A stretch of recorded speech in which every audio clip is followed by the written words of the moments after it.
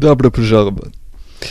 I've decided that I'm going to do some audio-only videos in the style of guys like Straight Dope and Mr. Medicare because, quite frankly, one of the big reasons why I haven't been making a lot of videos for quite some time is that it's very time-consuming to edit a video.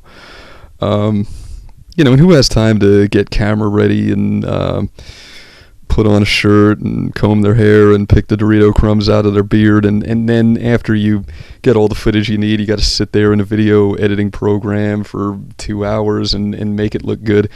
Guys, I've got a job and a family and a life, and I just haven't had time for that anymore. But I think if I make videos this way, I could actually start releasing them on more of a regular basis again like I used to. Well, anyway, the title of this video is Election Time, and I'd like to talk about politics. Big surprise, right? I haven't voted in the last 4 presidential elections. 4. That's the number after 3 and before 5. It's been a long, long time. But I'm going to be getting out to the polls to vote this time around.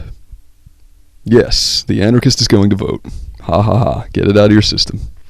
But I am. Just like I drive on public roads, just like I post letters in the U.S. Postal Service, I'm gonna participate in civic life this time. Now, what does it take to get a guy like you, Smooth Terrorist, out to the polls? Because it really has been a long time. Why now? Well, what it takes is the threat of thermonuclear annihilation. Yep, I'm still beating that drum. I'm still talking about it. I'm going to keep talking about it until I feel that the threat has passed. Let's talk about what's not being discussed on the mainstream media, unless you consider InfoWars the mainstream media.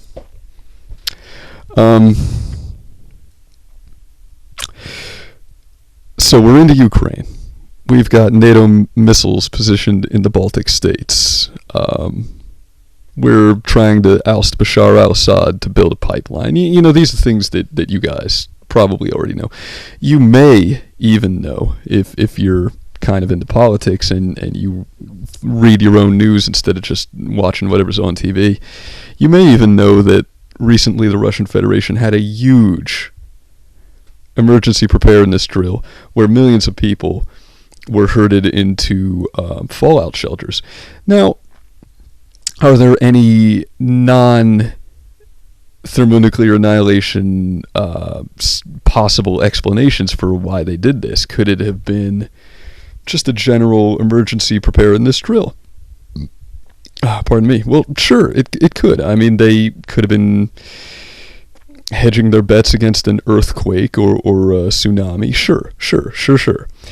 But if you believe that, then I ask you this question.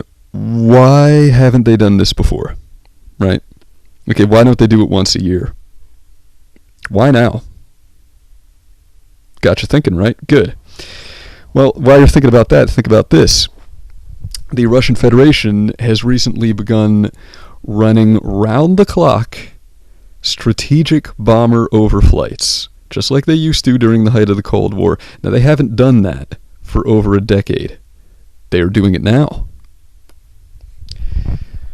So the handwriting's on the wall. The pieces on the chessboard are in motion.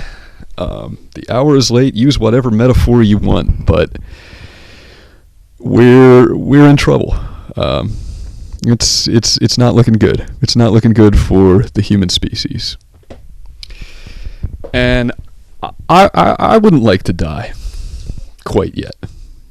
I feel like my soul isn't quite prepared yet. I think I'd like to live a little bit longer. Watch my kid grow up, Did I just say that? Oops. Guys, I'm going to be voting, and I'm going to be voting for Donald Trump. Probably not a surprise to people who have been watching my recent videos. But I want to make something very, very clear, because I've seen quite a bit of speculation in my comments sections lately. People seem to think I've turned into some kind of Pepe the Frog loving, Breitbart Milo Yiannopoulos, alt-right Nazi type, more or less. Well, I haven't. I'm sorry to disappoint you. In many respects, I'm still an SJW in the same vein as Aid Skrillex and Triggly Puff. Case in point, I fully support Black Lives Matter. I think it's a good thing. I think it's a healthy thing. I think it's an idea whose time has come. Yes, I'm aware that George Soros is involved in funding it, but that's not enough to sour me against it. Like, I'm less concerned with George Soros's motivations than I am with the motivations of the protesters themselves. But that's a video topic for another. But by the way, for anybody who thinks that me saying this, I'm just virtue signaling in order to get brownie points or pats on the back. Oh, good boy, you like Black Lives Matter. Well, no, that's not what I'm doing. If you've been following my videos for a long time, because I've been making them since 2006, then you probably know I'm a little bit less concerned with my reputation than the average personality on YouTube. I'm not going to say I don't care what people think about me. Of course, we all care. We're all social animals. We all have feelings, and we all care. But I don't lose a lot of sleep over what people think about me. I really don't. I think I was just kind of born different in that way. So when I say I support Black Lives Matter, it's not because I'm virtue signaling for brownie points and pats on the back. It's because I support Black Lives Matter. I think it's a good thing. I think, frankly, that African Americans don't have a fair shake in this country. I don't agree with this rhetoric that I hear on 4chan all the time that, it's been 200 years since slavery. Why can't they get their acts together? Why is the crime rate so high? Why are their communities so impoverished? Well, the simple answer to that is slavery ended, but oppression did not end. And it hasn't been 200 years since the Tulsa riot, for example. For those who don't know, which is an incident where the wealthiest African American community in the country was burned to the ground by pissed off white people who didn't like the idea of somebody who looks different than them having more money than they do. So, I look at things like that. I look at the prison statistics. I look at these police shootings that seem to come out every few hours. And I'm forced to conclude that the Black Lives Matter movement has a valid point. Nothing that they say is incorrect. Everything they say, in my opinion, is factually accurate. And they have a legitimate axe to grind. So, I just wanted to throw that out there and dispel this growing misconception that I've turned into a white nationalist Nazi or something like that. I haven't, Okay, yeah, I found faith, and yeah, I'm a little bit sexist, sure, and a little bit racist, frankly. But have I turned into some kind of rabid, foaming at the mouth Nazi? The answer is no. But I am going to vote for Trump, despite the fact that I think that's the crowd he's mostly pandering to. And I really don't like the idea of having a Berlin-style wall erected along our southern border. I don't like the idea of some kind of national deportation force going around and rousting illegal aliens out of their homes. I think that stuff is terrifying. I think Trump's remarks about wanting to see Chelsea Manning, formerly known as Bradley Manning, executed, I think that's equally horrifying. I don't think Trump's a good guy. I don't think he's I don't think he's a very nice person, but this isn't an election for Pope. We're electing a president. He doesn't have to be a nice guy. He doesn't have to be somebody that you would want to sit down and have a beer with. He doesn't have to be someone that you would trust to chaperone your teenage daughter to the high school prom. He just has to run the country. And he has to keep us out of war. And that is what I'm going to be voting for him based on, is those criteria.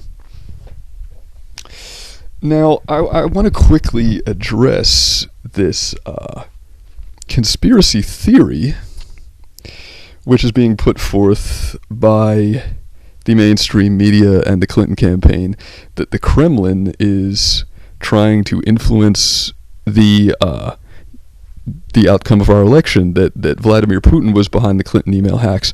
Well, let me state, for the record right now, I don't think it's a conspiracy theory at all. I think it's absolute fact. I definitely think that the Kremlin is trying to influence the outcome of this election in favor of Trump. And if that doesn't make you want to vote for him, I don't know what would. I mean, look, am I saying we should let foreigners pick our president for us? In this specific instance, I am. Generally, I wouldn't say that. But when the object is to keep the country out of war, wouldn't it be nice to have a president who the president of the other country is actually willing to sit down at the table with and have a conversation, rather than somebody who he hates? I think so. Not only that, but Trump has mentioned reducing our involvement with NATO, which is something I've been wishing I would hear a politician say for decades. Guys, let me ask you a question. Why does NATO still exist? Why does that Cold War relic still exist? Is the Warsaw Pact still out there somewhere?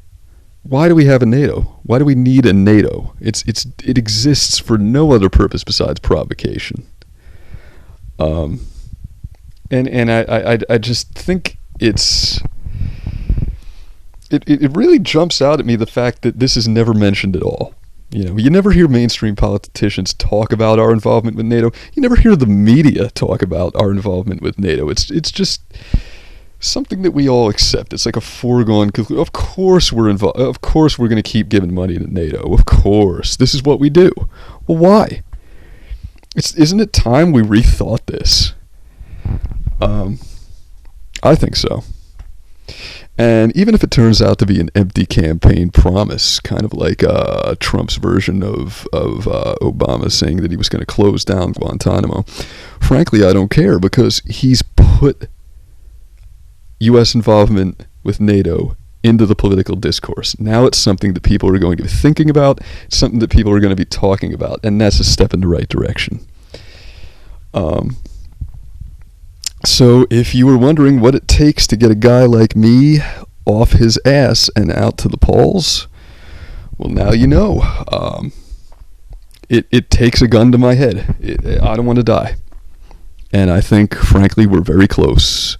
I think anyone who thinks otherwise is either brainwashed by the media or simply delusional.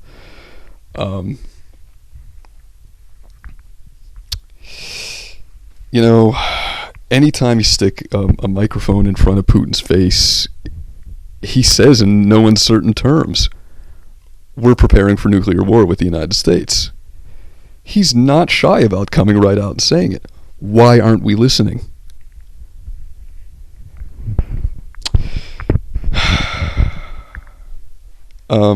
So anyway, just wanted to make a little quick video for you guys, let you know who I'm going to be voting for, and I hope that I can influence some of you guys to do the same thing. And for the same reason, because it's the right reason to vote for him. Anyway, you guys have a great night. Keep it fake. До свидания.